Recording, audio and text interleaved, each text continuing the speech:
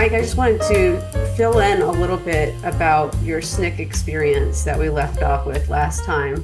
And I know that you left before they ejected white people from the party. So can you tell us a little bit about how that happened? How the ejection happened? And you're leaving as well. During the summer project in '64, 1,000 young people from colleges all over the country and others, some not so young, some their parents came that recruited them for they were both school teachers. There were about 1,000 people came. 200 of them stayed after the summer, mostly young college kids, hard charging, assertive, some arrogant, but feeling that they had made a contribution. They wanted to continue to make contributions. And some of them were saying that they had a right to stay and participate. It didn't sit well with the staff. They didn't like the idea of being out by these folks who had no roots in the communities and would come and go as they pleased. They were ready to leave, they leave. Trying to make a long story short here, because there's an 8-day meeting in Atlanta where this all came to a head.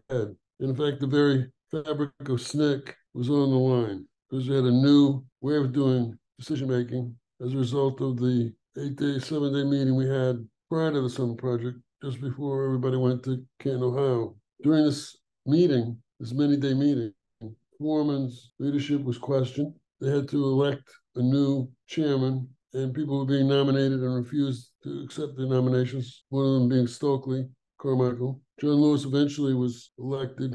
I was making a point, I think, in the meeting, focusing on attention. I would speak. You have to be one of these meetings that goes all day and all night, day in and day out, and people get exhausted and frustrated. And Ms. Baker sat in the middle again of the entire auditorium. And I remember making a comment about there being blood in the air because the hostilities and the accusations going so sharp. Ms. Baker was appalled, I think, at my comment. I was pulling a string, so to speak. I was pointing to something that she was hoping would be rather than enhanced. My comment probably was the wrong comment to make. Foreman tried to approach me, but I was of such a mind that I wouldn't let him, which I was dead wrong about. But it shows you how immature I was at 24, 23 at that point, I guess, in terms of my understanding of what my roles could be. So I was preparing. In fact, somebody who knew me caught me on a staircase and said, "You're leaving, aren't you?" I said, "Yeah." And I left on May 1st. But my perception of what happened with the black-white tensions that led to the exclusion of whites entirely, virtually all of the people who stayed over were white. There weren't 200 SNCC staff people. When you took SNCC regulars, whether they were paid or not, probably had 100 people, 120 people. The SNCC staff, paid staff was about 60, 70 people. I mean, people weren't paid much money. I was working in Mississippi, I got $7 a week. I would have gotten 10 if I smoked. People in Atlanta got $34 a week. I mean, it wasn't big money. But the kids who stayed over had big money relative to everyone else. There's also inattention and SNCC between the folks from the West Indies and the kids who grew up in Mississippi. Folks from West Indies were Cortland Cox and Stokely and Ed Brown, I think. The people who emerged as leadership in the various counties and in the new structure. Mississippi kids felt that the Howard kids looked down on them and that they badmouthed them for being uneducated and unsophisticated and so forth. The Howard kids coming from the West Indies, being in D.C., had a lot more exposure to the world than most of the Mississippi kids who had never been out of their local towns. Now, we have to go back one more step. What was the tension about whether or not the Freedom Summer Project ought to be undertaken? People from great experience and deep concerns were for the project. Moses was leading the project, getting strong support from some of the staff. And some of them were senior staff people, some of the first persons, like Hollis Watkins, who was the first Mississippian to join with Moses in Macomb, was opposed. I was opposed. Hollis and I were together on that. Why?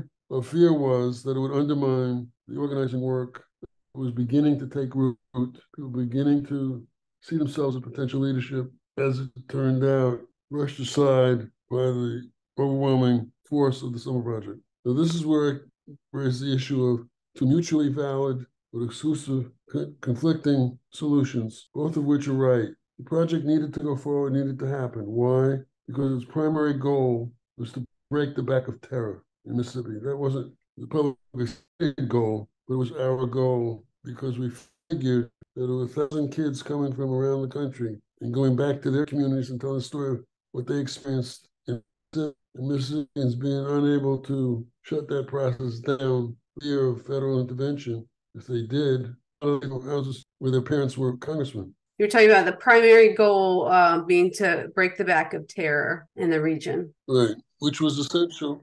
Was essential to break the back of terror, to make it possible for people to participate meaningfully and effectively in the political process. It was the role of terror, ultimately, a last resort, if nothing else, to prevent people from coming forward, even if they had the right to vote, even if they knew they had the right to vote, even if they had registered and wanted to vote, they weren't going to get to vote. If they voted, then all hell broke loose. So that 1961, when E.H. Hurst shot and killed in cold blood in front of witnesses Herbert Lee, his next door neighbor, whose kids played and grew up together, and from whom he borrowed money, not money, but he rented land from Herbert Lee, was never prosecuted. That was terror. It was a signal. He was a state legislator, signal to everybody, because Herbert Lee was underground NAACP voter registrar kind of person. We weren't using people as guinea pigs, although the accusation could be made. We weren't doing that. We weren't trying to get people into bad situations. We did everything we could to prevent people from getting hurt. But before anything got started, remember, Cheney, Goodman, and Schwerner disappeared. It took at least a month, or if I recall correctly, for their bodies to be discovered as a result of a tip from a white guy who knew what had happened. People were very concerned about the effect on the ability of community people to fulfill the goals that SNCC and CORE, basically, in running COFO. Ned Gravis had been killed in 1963, assassinated because he was doing voter registration. Reverend Lee in, who's the county now? Several prominent people in different communities throughout the state had been murdered in the prior few years. So there was no lack of consciousness about that. The fact of the matter is that we broke the back of terror that summer. We didn't end terror, we broke the chokehold on it. So that was a critical goal that was achieved by the Summer Project, which nobody talks about, and therefore the project had to happen. But we were also correct that it undermined local organizing.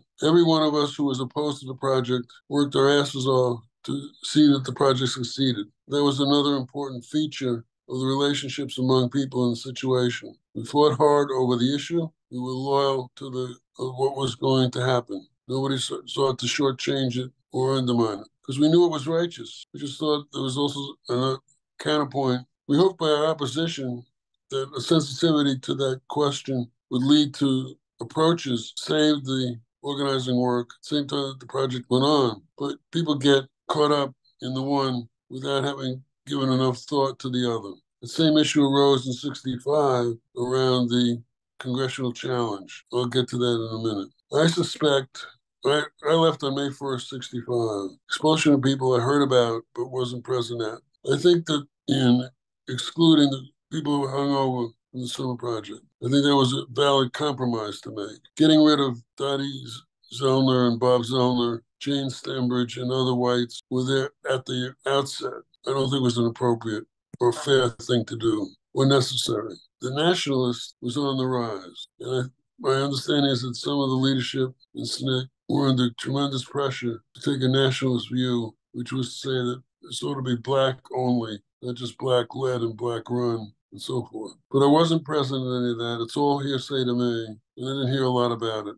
But you knew Stokely Carmichael though personally, and how was that relationship? Very strong. It was very strong afterwards. Back in 1988, 1989, we had a couple of retrospectives on SNCC, and he was extremely friendly and warm. At that meeting in '88, there were a group of students from Michigan who wanted to meet with Stokely and others, and I tried to attend the meeting, and Stokely said no, it would not be a good idea. And I was cool with that, and he was cool with that. But we were very strong. He came and visited in Jackson some years later, very friendly. Stokely stayed at my apartment in Jackson when my former roommates in Atlanta sent me money so I could get out of the $5 boarding room. And Stokely stayed there for several times. And I think Stokely visited my parents in New York. My mother got along with him at the Freedom School in Meridian very well. And I wanted to just circle back to one thing that you spoke about in the last session, which was Bob Moses' theory of parallel organization. And umbrella organizations. Two Yes. theories, yeah. You want to describe that? Yeah, you said that you would like to talk more about it on the last in Yeah. the last session. Theory of parallel organizations. Well, let me back up a step. Expectations are the father of disappointment. If you expect more than is real, you're going to be frustrated by the lack of results and disappointed. And you can get a very negative view reality is about. Bob understood that. It was very important for him to get us to understand the difference between and core on the one hand. COFO is a coalition of the NAACP, SCLC, SNCC, and CORE, Freedom Democratic Party. Those entities. You said a political party, by definition, is a coalition of as wide a variety of people as you can get under one roof, one umbrella. It's going to be most conservative of the entities. There's the least flexibility, be narrow and focused on a single objective. The coalition can be more radical than the political party, but its limits are the boundary set by its members. A single organization like SNCC can be the most radical because it's a smaller group focused on particular values and goals and strategies. It doesn't have to answer to a coalition of organizations. It doesn't have to answer to the exigencies of running a political party where people are running for office. Consequently, if Freedom Democratic Party is trying to get seated at Atlantic City in a situation in which you had a political party which historically had never done this before, it was reasonable to think we can make a hell of a play here. But to buy into the notion that if you don't win, life as we know it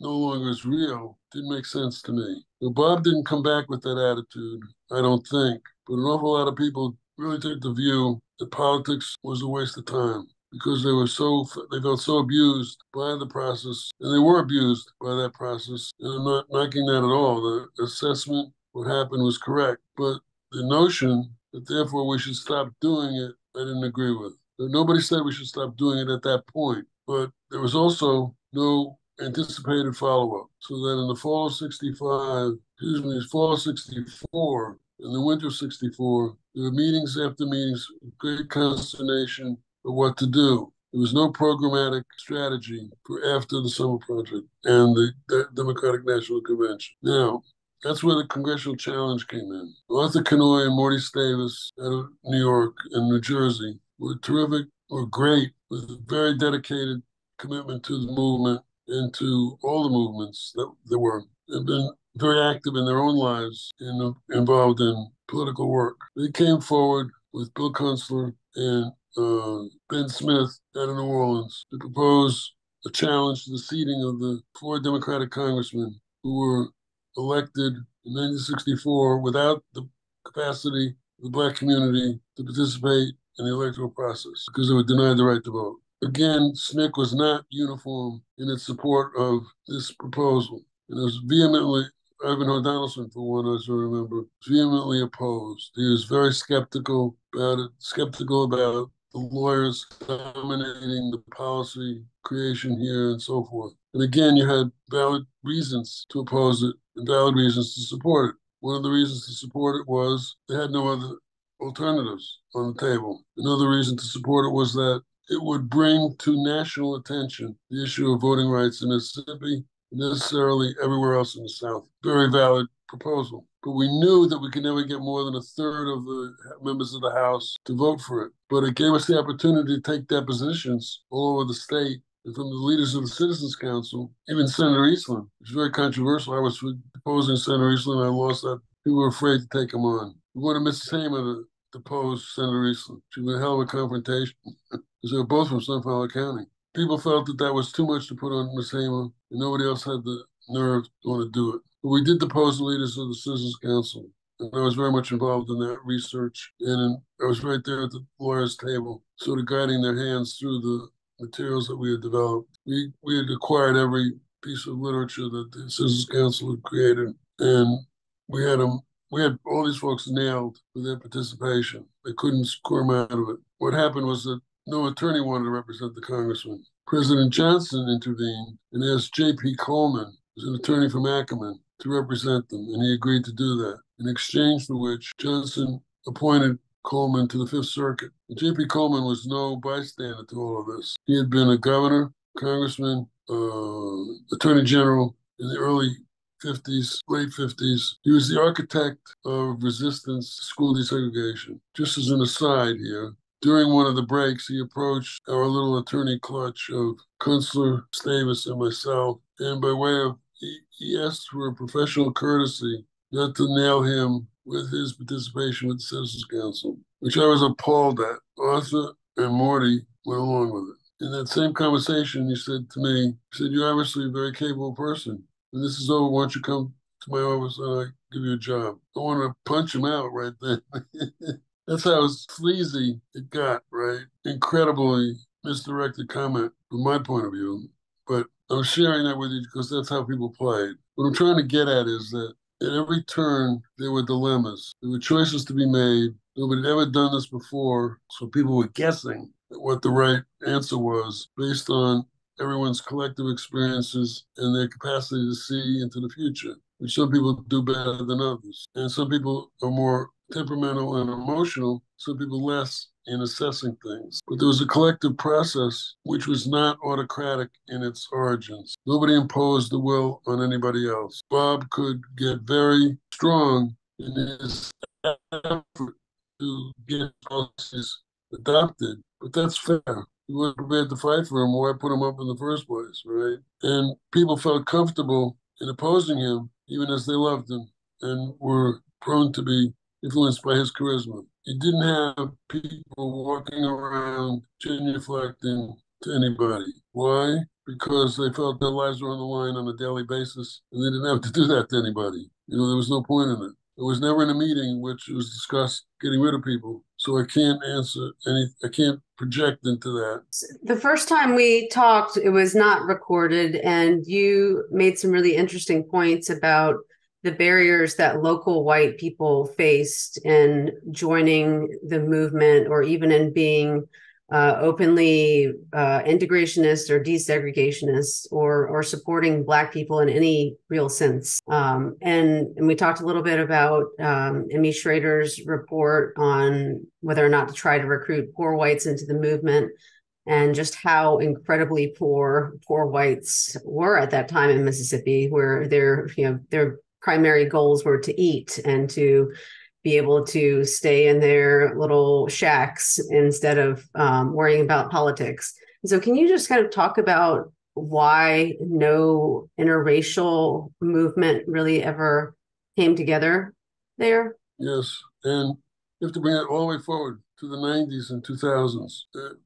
We don't let me forget that, and I'll show you how that's still true today. We had an attorney, a young guy, white guy, who offered to help us with the Freedom Democratic Party, which was started in '64. He came a couple of times, and we tried to contact him. There was no answer at his home or his office. Nobody knew what happened to him. Just up and disappeared. It was very scary, right? It's a white attorney. We only had two Black attorneys three Black attorneys in the state. I think only two of them were willing to take cases that we considered civil rights cases. It was very dicey for them to do that, but again, they survived because the state didn't really see them as a great threat.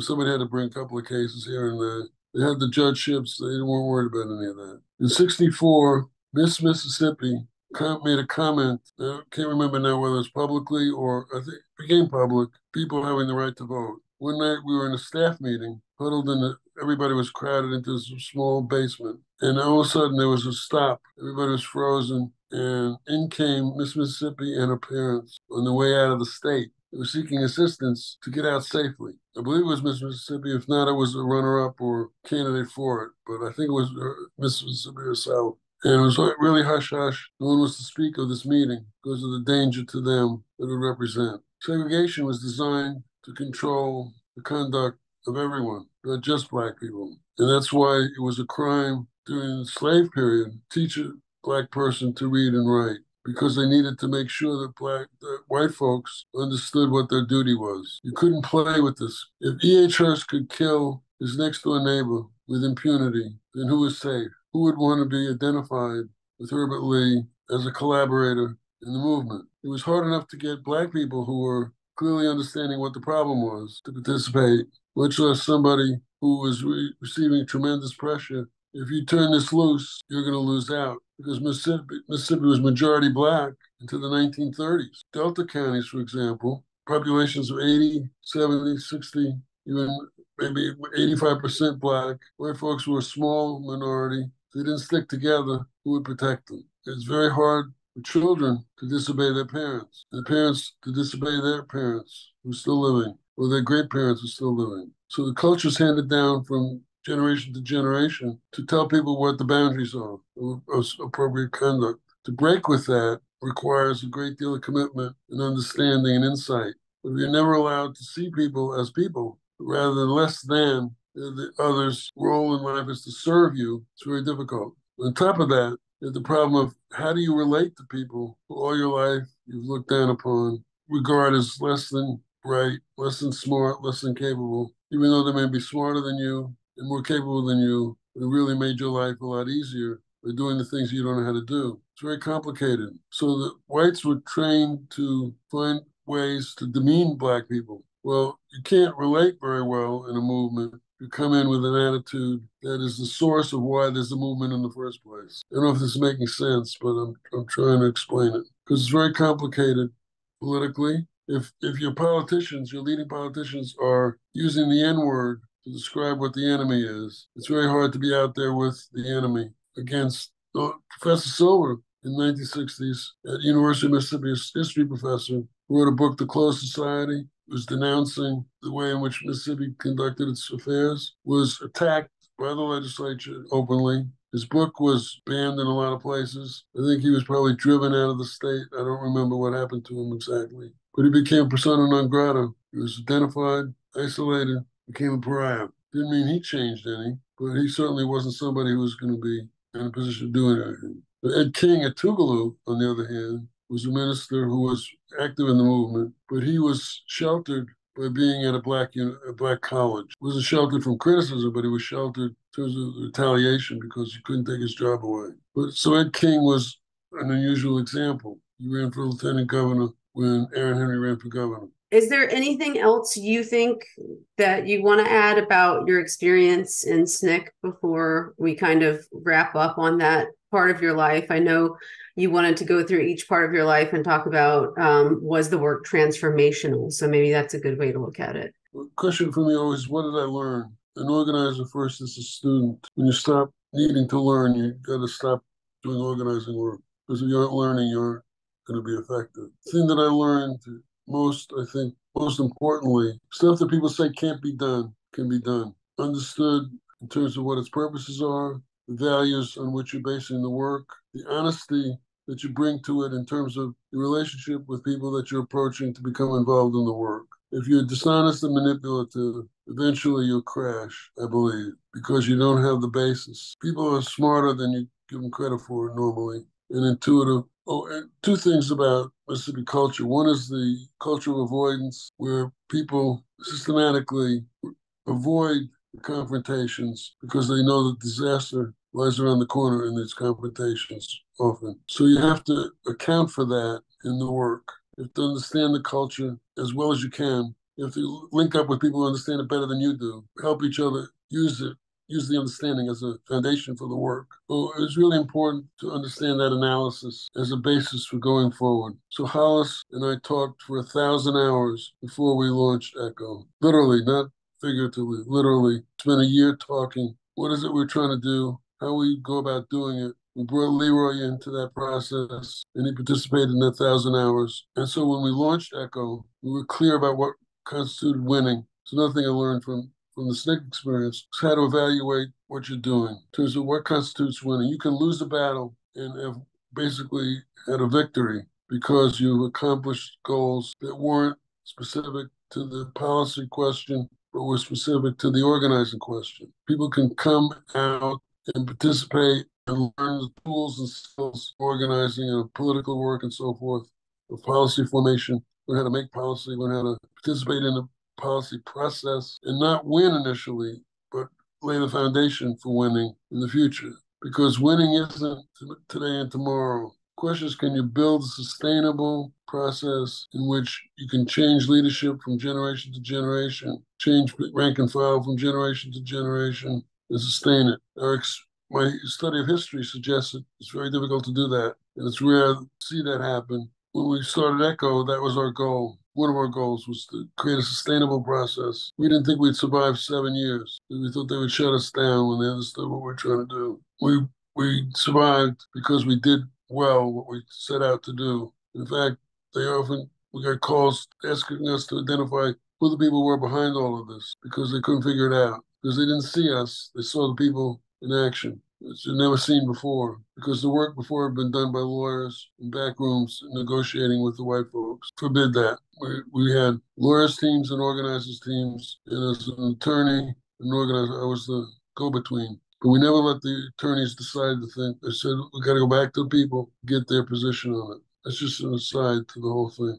That was one of the things we learned, I think, from the SNCC process. The SNCC actually accomplished a great deal in the 6 years. The white folks were resilient, figuring out how to take it away, and they undermined it quickly. SNCC didn't know what to do next. They didn't have, not that they should have either. I mean, we were kids, we broke the back of segregation. We didn't expect segregation to fall so quickly and so easily, the formalities of it. We didn't understand institutionalization as well as we needed to. And SNCC made the judgment that it wanted to be righteous on the Palestine issue. It was righteous on the Palestinian question.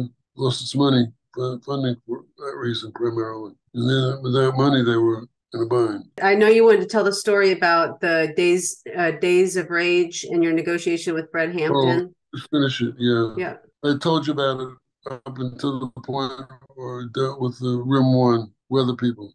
Mm-hmm. Right. The last part of that is that I had to get the Panthers to agree not to kill people because they would understand that they weren't going to attack the federal building. Even though Fred Hampton was at the meetings, I didn't want that to be the basis of my coming to see him about this. I wanted a connection from the Rim 1 folks who said they had a special relationship with Fred. So one of I don't remember his name now, the tall white guy with blonde hair, he agreed to make the introduction. But I didn't tell him exactly what it is I was going to say to Fred Hampton. I said, I need to meet with him about this and so forth. We go to Fred's office, which was upstairs in a building. First thing you see at the bottom of the stairs is about 60, 70 steps, it looked like. Metal door, pockmarked with shotgun shell holes. Not holes, but dents in the door. We go in, the guy addresses Fred. There's 6 guys standing around in a semicircle behind Fred with the Mexican bandoleros and AK-47s. Of course, they're supposed to be very intimidating. So Fred asked me what I wanted.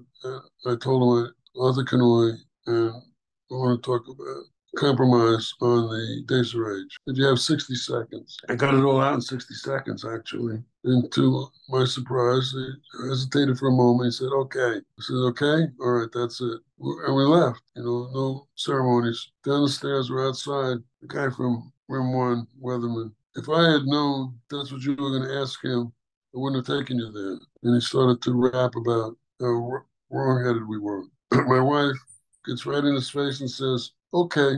Oh, he said, Fred Hampton's my, person. You had no right to do this. Should have gone through me. So my wife jumped in his face and said, okay, let's go back and tell Fred that you're his person and that you resent that we came there under false colors. But at that point, he turned red. We left him standing there in the street. My wife was very good about doing that kind of thing. That's just the end of that story. And they conducted days of rage. They didn't attack the federal courthouse. And so after spending time in Chicago, how did you end up coming back to Mississippi and getting involved with Southern Echo? How did that process happen? Chicago was in '69. We went back and got involved with another case called the IS-201, Ocean Hill-Brownsville school desegregation case in New York, which focused on community control of the schools. And sort of finished my term with Center, which was designed to be a year. And then went over to Newark to work with Harris David, who was the head of the Newark Essex County Law Reform Project. Legal services think tank kind of situation for a year. Then I got a Reginald Heaton Smith Fellowship to go to Maine to work for legal services there. Wanted to go to Maine and live because we had vacationed there 4 summers, thought it would be a great place to actually live. So we went there, we wound up in a small town in Richmond and a small town in Lisbon Falls. 5,000 people, 5,000 people on my block in Brooklyn, right? My neighborhood had 500,000 people in it, growing up in Brooklyn. So it's a great experience for me to learn in Maine over 18 years, the ways of small towns. That really helped when I came back to Mississippi. So all along, when I had offers to go to work for the UE as an attorney, which is a United Electrical Radio Machine Workers Union, which was a left-wing electrical workers union in competition with the IBEW, which was AFL-CIO. Well, it became AFL-CIO. UE was CIO. And then I didn't take that job. I had a job offered to go back to Texas, to El Paso, to work with an attorney there that I'd met when I was working for the farm workers, fighting the scabs coming back from Mexico. But I didn't take that. Cesar Chavez wanted me to come out and work. He wanted me to go to law school in the first place, to become an attorney and come back and work California Rural Legal Services. And I didn't do that either. But in 1988, I met up with Hollis. I hadn't seen him in 20 years. Met up with Hollis in Connecticut at the SNCC retrospective that went on for about 4 or 5 days. And we spent every night up together. And then in 1989, there was one in Dartmouth. And it was about 3 days. Same thing, retrospective. And Hollis and I met up there. And that's where we talked about getting together and doing something. 1989, there was a program at the University of I don't remember the name of the university. It was down in South Maine. And I think it had a religious name. Hollis was on the program. I was on the program. Margaret Carey was on the program. Abigail Thernstrom was on the program. But it wasn't Margaret Carey. It was, I can't remember his name. He's a great Black minister, theologian, historian, and Abigail Thernstrom. Abigail Thernstrom wrote a book, Whose Votes Count, which she essentially denounced efforts by Black communities to become majority forces in their district. She said the role of Black people ought to see themselves as uniting behind moderate and influencing what they do rather than trying to be the policymakers themselves. Her work was cited by the United States Supreme Court in a footnote in a major voting rights case. And we tore her up at that meeting. But Hal stayed with us for several days in our house, along with Dory Ladner, who was a SNCC person, who was also visiting. And House and I talked then about creating Southern Echo. And I asked if there was a role for me in that. And he said yes. And so there was a commitment right then and there. And so I took a couple of trips with my down in Mississippi to acclimate them to it. Now, my wife I met in Holmes County in the Summer Project 64. Hollis was her county leader. And that's how the three of us were together. And can you tell us a little bit about your wife and her background and how she came down to Mississippi in the first place? She was 2 years at SIU, Southern Illinois University. Her roommate was one of the Little Rock Nine, actually. And that's how she wound up coming as a summer volunteer. I met her one night in Holmes County. She said she didn't like me, thought I was very arrogant. We never spoke. Just said the way I was leaning against the building looked very arrogant to her. I'm just telling you what you told me, David. It was that night that Ida Mae, what was her last name? She since became a well-known author. Anyway, she had a miscarriage. It was a traumatic evening. It was supposed to be fun, but it was really a disaster for her. Ida Mae Holland was a local young woman, wonderful person. And I saw her later. She was going out with Hollis, but I liked her. So, as I say, I pursued her, and she wound up staying over after the Summer Project. She and Roberta Galler, who was from Chicago, who was her roommate, we all became very fast friends for years afterwards. And Roberta was part of the Friends of SNCC operations. Friends of SNCC were local volunteers around the country in different cities who would raise funds and promote publicity about what's going on in the South and so forth, connection with SNCC's work. My wife understood family, which I didn't. I came from a rather dysfunctional family. You wouldn't know it from the outside, but it was. She had her own problems with her brothers. She was a middle person. She had an older brother and a younger brother. Her dad and her mom were separated. They eventually got back together. Everybody followed us to Maine, actually. I don't know what I want to tell you or not about my wife. We were married for 26 years. We had an amicable divorce. Things weren't so pleasant afterwards for some reason. But I think that my wife told Roberta that she never expected me to leave, even though she wanted to be divorced. I thought we were going back to Mississippi together. And at the last minute, she said she wasn't going. I said, I know that.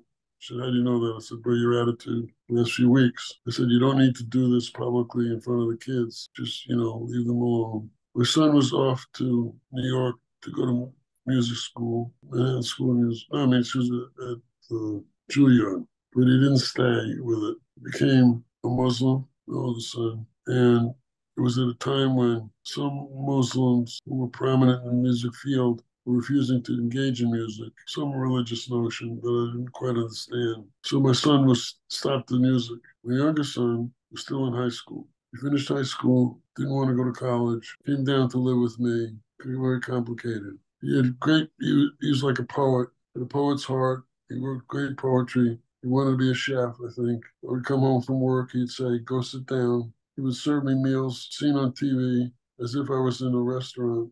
He'd say at the end, now, I did everything to make this beautiful meal for you. It's your turn, you do the dishes. Go in the kitchen. I thought a bomb had hit the kitchen. And then how he got flour on the ceiling. I don't know why I had to use every pot and pan, utensils, but I liked washing dishes. So it was something that went back and forth between us. But he was never happy. And eventually he committed suicide when at the age of 30, unfortunately. So sorry. Yeah, it's bad happening. A lot of contemporary kids and families we knew were losing their children at that age, and they still are. Mm-hmm. My best friend here in Mississippi now lost her son a year ago, about the same age that Isaac was. There's a problem with depression that they don't know how to deal with. I mean, the people who treat you don't know how to deal with. It's deeper than anything they understand. I don't know where I'm going with this. Well, we had just gotten off on a tangent. We were talking about how you had really come back to Mississippi and we're having the conversations with different people about starting the magazine. Magazine or Echo? Or Echo, I'm sorry, Echo. Hollis was an iconic figure here in Mississippi from the movement days. Everybody knew him. Everybody knew of him. He was a heroic figure, and he made it possible. Leroy's father was the first Black supervisor in the history of Holmes County, and he was a farmer on the farmer's side of Holmes County, the independent farmer's side. Holmes County is at the cut of where the delta ends and the hills begin. It goes right down the middle of the county. Leroy came back, he was an accountant, came back to Mississippi to help his father run for office and stayed. Hollis and Leroy had a relationship before I came back to Mississippi. Hollis and I had a relationship from before he had a relationship with. So Hollis was excellent at putting people together. We needed to get to know each other and work together. And that's how we started Echo. Very small, just the three of us actually. Put a board together of people who were interested, but we knew we weren't going to have the time to do the work. We needed to have a board. So we only wanted people who were really supportive. Eventually created a board for Echo based on people who were doing work, actual work, rather than people who were famous or well-known or would raise money for us. And this was in the late 80s in 89 or? It started in 89. Mm-hmm. I came back in September 14th, 89. I had a job with the Center for Constitutional Rights in Mississippi. I had worked for the center in 1969, 1970, and now they had opened up an office in Greenville, Mississippi, which was under the leadership of Margaret Carey, who previously had been under the leadership of Victor McTeer. Victor McTeer went on the board of Echo, board of the center, not of Echo. And Margaret Carey was the local attorney. She came out of Florida. Was very skilled, very good, very competent. Vic McTeer was a good attorney too, and he was still in Greenville. And so I went to work there. It lasted 6 months, and I got fired by Margaret for reasons that I never understood. But everybody who came after me was fired within 6 months, so I didn't feel bad after a while. When she was going to fire me, people came to my defense, wanted her not to fire me.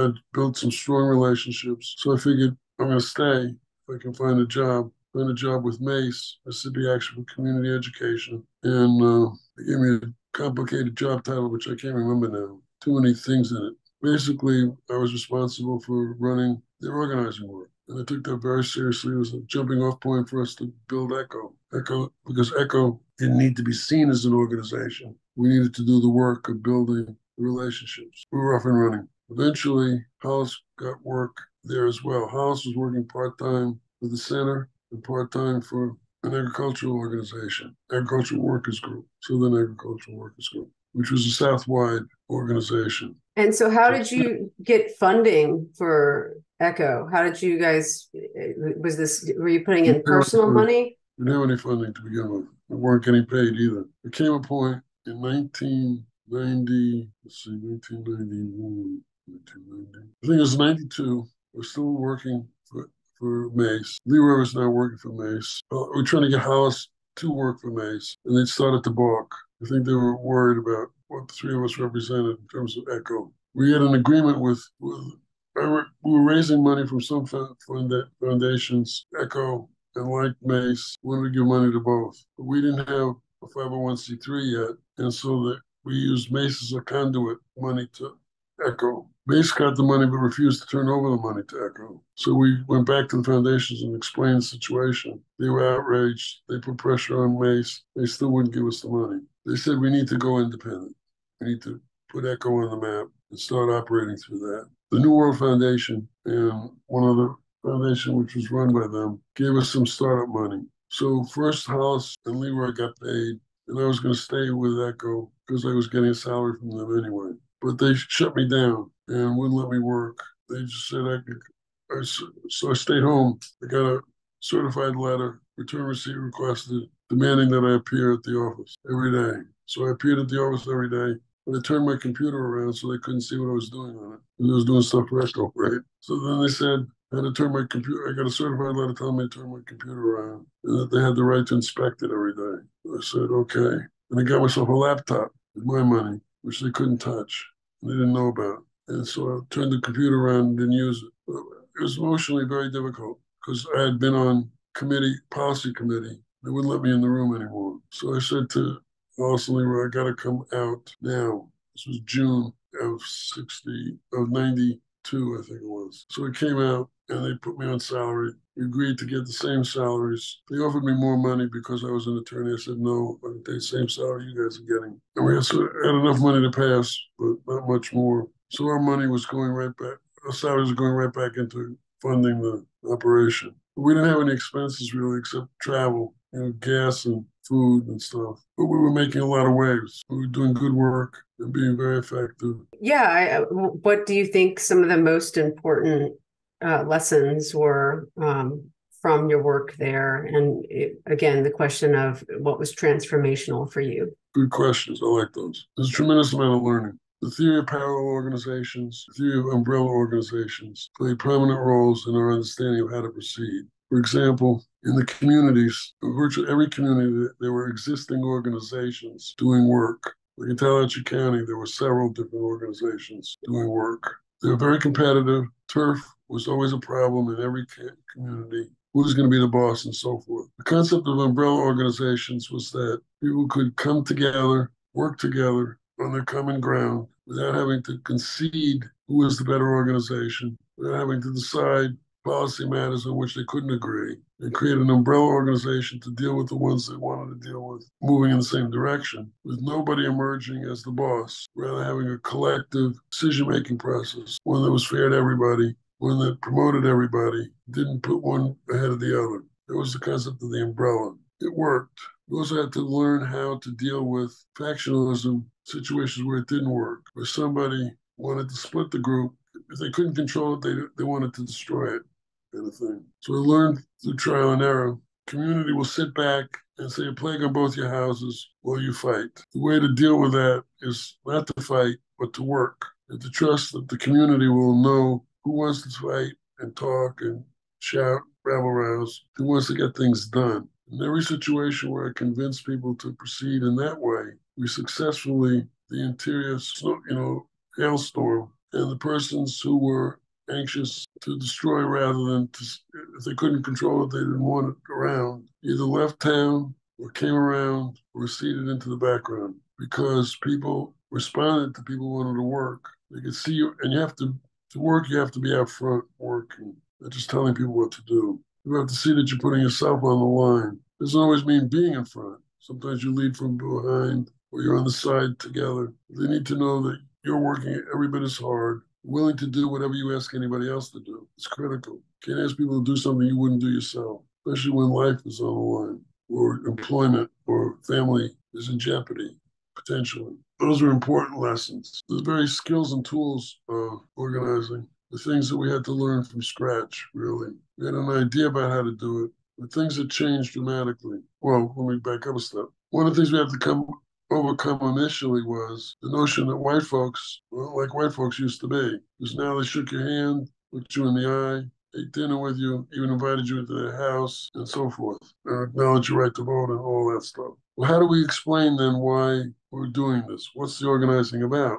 That's where we came up with the notion of what racism really is. Racism is not about hate. It's about domination and control, domination, control, and exploitation. And how that's achieved now may have been different somewhat than what used to be, but the goals were the same. People understood that. They could see it. You could articulate the difficulty that people had in getting jobs that were jobs of leadership or policy formation. Even people who were in office understood that they never were being allowed to have a majority of people who supported community. Even when there was a black majority, it usually was one of the 3 out of 5 who would side with the white folks. It's very rare to have a situation where you had a majority, but when you did, it was always a problem. The other problem we found was that white folks would teach the new black folks who had no history in the family, history and personal experience, how to conduct business, which was to be as corrupt as the white folks had been. What they found out, though, was that white folks never got prosecuted for these things. Black folks were hurried off to jail.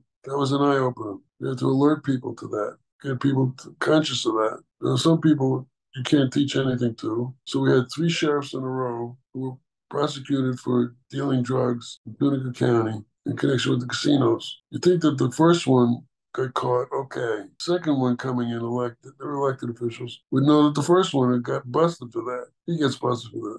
And the third one, people do what they want to do. Just saying that to even up not everybody was, but the point is that learning how to exercise power is a really hard job because you're not alone on the playing field. All these different people to deal with, different factions, different pressures, and some people really good about it, some people not so good about it. As individual people, the key is that you can't turn people loose in the process. If you don't have an organization or an organized community, hold people accountable, it's very difficult to expect them to resist all by themselves, all alone. The pressures coming from a majority on the board, or from the white folks who are deemed authority figures in the community, or the money coming from the back door, make you a gatekeeper and so forth. You've got to keep on people, and you can, even if you can't convert them, see things your way, you can change their conduct. What was transformational about all this? When we started ECHO, people did not believe that it could be done. There's some of the old heads in the 60s and 70s telling us this can't be done. We tried it. We'll never succeed. We found people coming out of the woodwork who loved the process and engaged in it. And in 1992, in a special election, we doubled the size of the Black Caucus in the one election from 21 to 42 in the state legislature. That was transformational. Why? Because for the first time, white folks had to acknowledge that race was still an issue, which they were denying, that Black community now had enough people in the legislature to impact the formation of policy on matters of importance to the Black community, particularly education and healthcare. They made strenuous efforts to overturn redistricting or to undermine the caucus or to buy it out. They found that with the community behind the representatives, the representatives had to account to community and couldn't do it. In 1997, they passed the Mississippi Adequate Education Program and had the first major infusion of new money into education. Governor Fordyce vetoed the legislation, throwing good money after bad. The legislature overrode the veto by 1 vote in the Senate and 3 votes in the House, which is attributable to the solidarity of the Black Caucus on these issues. Without that, the veto would never have been overridden. The size of the caucus was smaller, it wouldn't have overridden the veto. We had tried to create the maximum number of electable Black districts. In 1995, we went up to 45,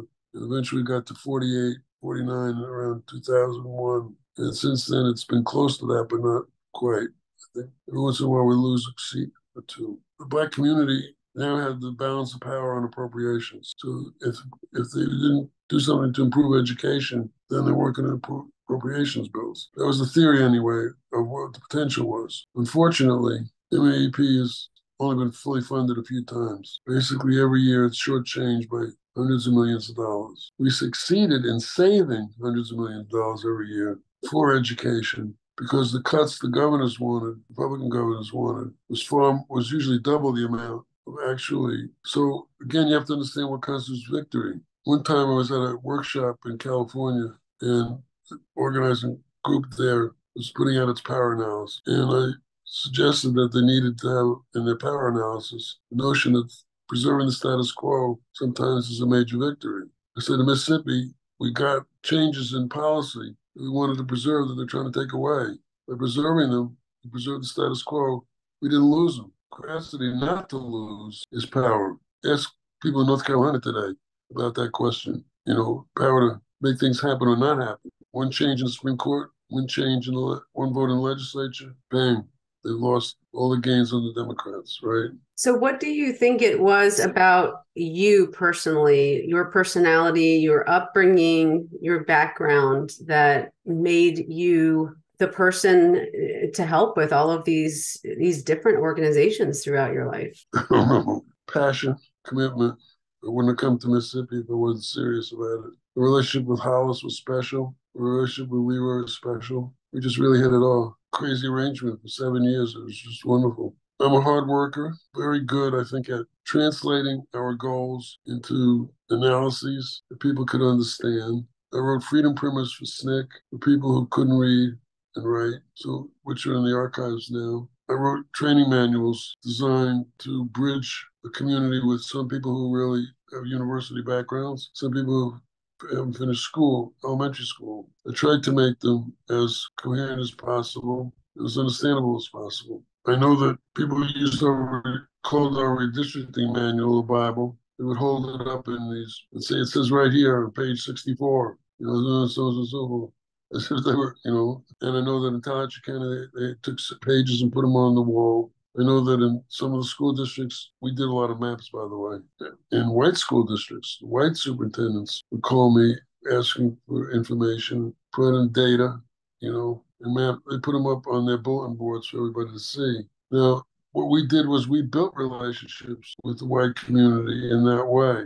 Our goal, education, we knew that the Black community could not succeed by making it a Black-only fight. We also knew that the white community couldn't succeed by making it a white-only fight. The only chance we had against the legislature was to have a unified common ground because they weren't funding education, even though they passed MAEP. But MAEP wouldn't have passed if it wasn't for the pressure that ECHO and community was putting together on the education front. MAEP was designed to buy everybody off, but we took it as a spur because following that, we got the biggest increase for teacher pay in the history of the state up to that point, which couldn't happen without the community's support and a Black and white coalition. We got an accountability bill in education, hold districts accountable education outcomes, which again affected everybody. We used maps to show what monies people would have gotten had they been fully funded, what monies they were actually getting from the underfunding, what the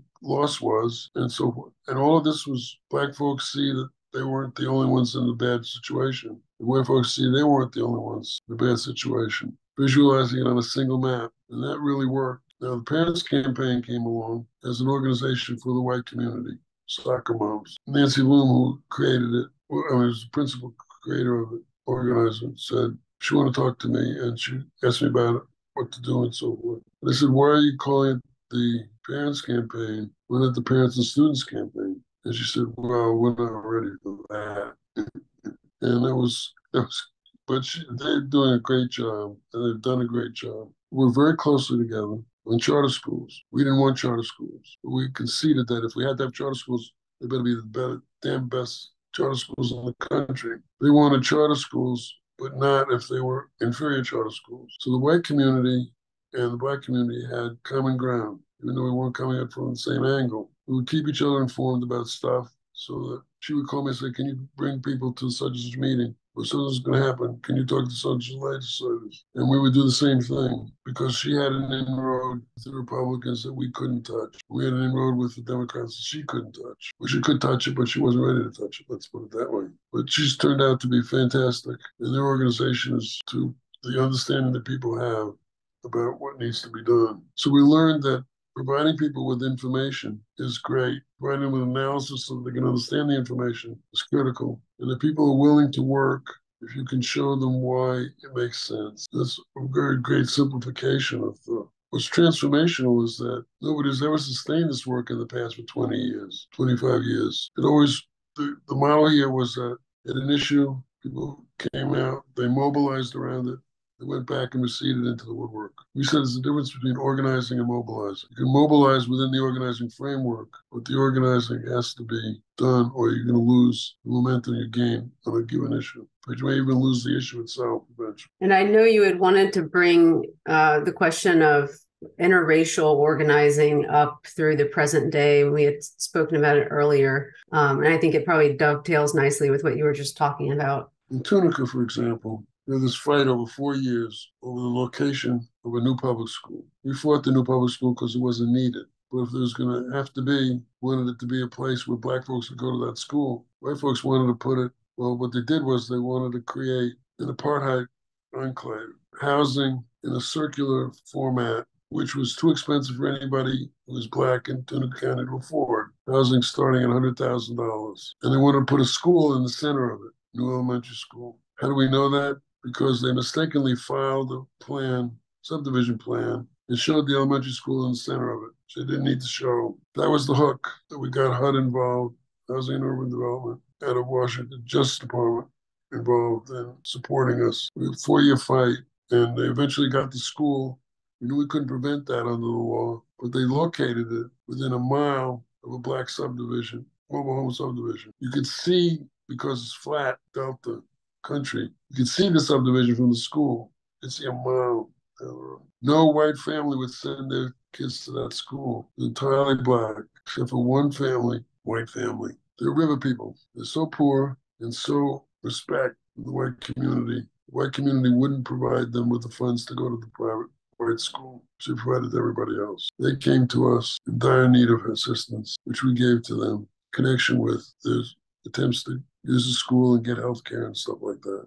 A lot of people, a lot of white folks like that, who are not seen and marginalized, even physically in terms of where they locate. But the white community in Tunica was as segregationist today. The attorney representing the school board when I first got involved with Tunica was a young white man, Greg Stewart, who was very friendly and very helpful. When it came to the building of a school for white folks, the argument the white community was making is you had your schools were entitled to ours. And all the schools now in Tunica public schools were totally black, and there was a private academy. In front of the private academy was an old slave bell.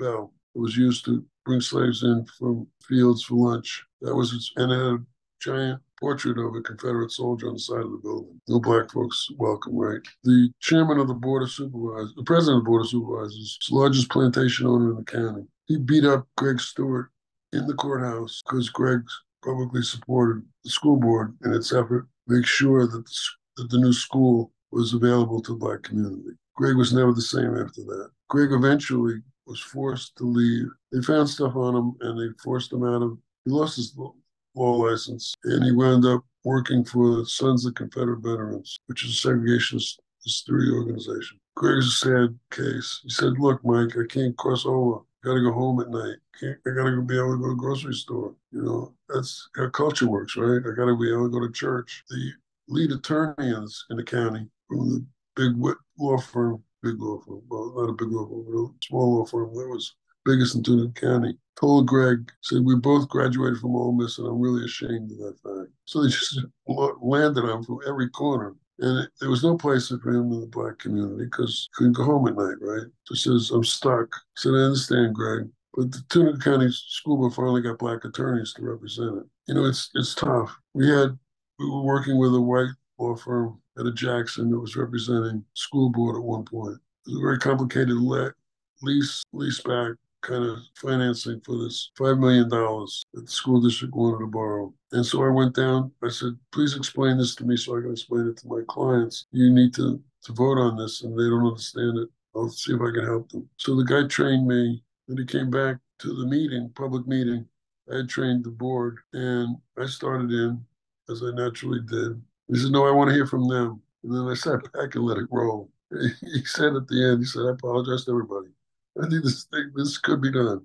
So I'm very impressed with you all. And that's the way we played it. I would train people, then they would go to work. It was never me. And I was really proud of that. Local leader, Melvin Young, said to me once, I watch you at these meetings, you sit in the back row. I can see the pride on your face. These people really let them have it because they understood it. And you can do that. The attorneys tend not to believe their clients smart enough to understand stuff, but I always did. There was a fundamental principle coming out of SNCC, was people may not even be able to read or write, but they can understand things. Don't let their lack of training, kind of stuff. So the class issue is a very important one you have to deal with. I went through negotiations for 3 months in Tallahatchie County without ever revealing to the attorney on the other side that I was an attorney. Then Vic McTeer came one day and substituted for Margaret Carey, and he outed me, which was unfortunate because people, when they think you're an attorney, don't see you as a person anymore. You're an attorney, an authority figure. You must know more than they do. And even if you do know more than they do, doesn't mean that's the way you should behave. That's not the way. See, our folks did the negotiating for themselves. I was there to support it, was there to back it up, but I didn't do the talking. And it's very difficult for other people to understand that if you're the attorney. But it's a very important principle in terms of if the notion is to empower people, then you have to give them the tools and skills and let them use them. And you learn by doing, you build up experience, and you have confidence. It took Helen Johnson, who was Leroy's wife, who was an excellent organizer and very, very smart, a long time of discussions, dread, and consultation with community about running for public office. Because the notion back in the early 90s was, a lot of organizers around the country, was that if you're a politician, if you're a public figure, you're corrupt, or you're going to be corrupted. And therefore, you should remain pure and stay out of the process. My question was, who's going to make the decisions then? Because if you don't understand how policy gets made, who has the power to make it? You're just knocking on the window all the time. We wanted to be at the table. We wanted to be making decisions. And that's what was transformational in our work. What was also transformational was our attitude on race. Put all this stuff out about race in an honest way, in a very accurate way. And I saw connections with our work and what you put in your paper. We talked about colonialism. There were 3 stages of domination and control: slavery, segregation, and colonialism. Some people prefer the term neocolonialism, but I don't like that term. So I wrote about it from colonialism. I also talked about the rigid colonialists and the flexible colonialists. And they work together to, like a pincer, against community. The rigid colonialists set up this notion that we're not going to give you anything, and if we prevail, you get nothing, and we'll put you back where you used to be. That's our goal. With that specter, flexible colonialists come along and say, look, we're on your side. We've got to deal with these rigid colonialists. Now, we're in a better relationship with them than you are. Follow us, and we'll guide you through the thicket and get you somewhere toward where you need to go. Not everything you want now, but a lot better than you can do on your own. So they compromise everything, and they lure people into these traps, which 10 years later say, what are we gained? We're no further along than we were before. So, but when we expose that, people begin to assess how they're being approached by people. And they identify it as a rigid colonialist, as a flexible attitude. We're getting a little bit close to wrapping up time for today, but I wanted to kind of just follow along with that strain of thought and get your ideas about the state of the world right now and in 2023 and what we've seen the last few years and in many ways kind of the devolution back into forms of authoritarianism and some might call it fascism and what your I guess what your advice would be to younger people trying to organize and trying to fight back against what's happening today. I think it is fascism. I think that when I saw Donald Trump come down the escalator first time when he announced for president back in 2015, called him a fascist. I'd never seen him before, never heard him. Just by the way he came down the escalator, I know that's where we're headed. Trump's not the problem. Trump's a symptom of the problem. Fact of the matter is that what has been done is allowed people to come out of the woodwork, come out of the shadows, and express what had become unexpressible as culture was transformed in the 60s and 70s to make it untenable to espouse racist doctrines where they had been. So they had to be silent, quietly talked about, or code words and stuff. Some shifts in policy were taking place. He's legitimized it. He's made it an issue, gone gung-ho over it. As President of the United States, he has a big bullhorn. As a candidate, he's got a big bullhorn. It's made it possible for people to express what they've always wanted to express but were afraid to express. David Reisman wrote a book. He was a sociologist at Harvard in the 1940s and 50s, in which his point was that you can't change people's hearts. You change their behavior by changing parts of the culture and making them do what they don't want to do. So if you put into law, for example, codes that require you to act in a certain way, people will do it because they have to do it, and they'll learn to accept it. So people in Mississippi have accepted Black people working cash registers, which was a no-no. You work in a restaurant, but you couldn't touch the cash. They've accepted people eating together and voting and all these different things. One thing they haven't accepted is a change in public education. They'll sooner allow you to vote, but they don't want to change some of the fundamentals. But even there, they've had to make concessions. I think that we're in a period which is extremely dangerous. I was calling this out in terms of German history from the beginning, as I see it that way. I see the weakness of the white folks being the greatest danger of all. I think that people need to understand you can't acquiesce in this. You can't have a dystopian view of the world and say nothing's worth it, can't be done. Why? Because it can be done. How do we know that? Because when SNCC got onto the playing field, white folks had all the guns, all the public authority, they had all the jails, they had all the jobs. There wasn't anything Black folks controlled. And we broke the back of terror. We knocked down segregation. SNCC didn't do that alone. SNCC couldn't have done it alone. Had the transformational election in '92, Hollis Leroy and Mike weren't out there pulling people to the polls. What we did was we changed people's consciousness and enabled them to see the importance of the election, and they did it themselves. Now, that doesn't always work, but it can work. You got to understand what constitutes victory. In '62, in Southwest Georgia, thousands of people went to jail and never desegregated a single bus. Jim Foreman considered it a victory because it brought segregation to the attention of the entire nation. Same with the congressional challenge as a precursor to the march from Selma and Montgomery. Same people didn't organize both, didn't matter. Follow what I mean. So sometimes you don't have the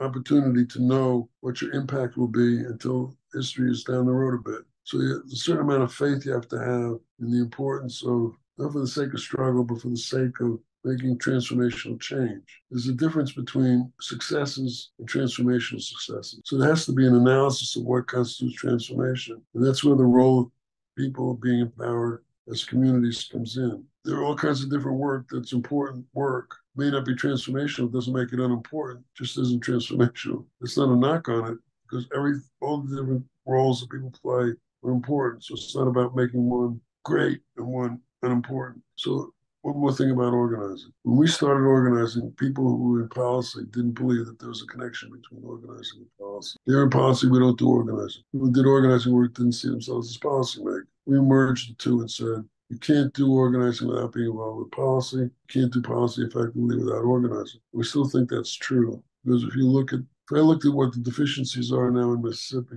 I'd say that a lot of policy work is going on without the organizing of communities behind it. People of good heart, good intention, up against people who understand how to maintain power. Mm-hmm. So I say, my tagline is, it's not enough to be righteous. You've got to be effective. To be effective, you've got to find a way to get the people involved and engaged. The conservatives have understood that since the 50s. Mm-hmm. And they've organized very successfully around that. Democrats, I think, took for granted their successes, and the unions took for granted their successes, and they've lost a lot of support because they were so successful, they took power for granted, let me put it that way. I think, anyway. Well, I love that. It's not enough to be righteous. You have to be effective. That's brilliant. And it's a great way to end this segment of the talk. Thank you so much for sharing your wisdom and knowledge and just an amazing, amazing life story. Really appreciate your time. You're welcome. If you want to do some more, we'll do more.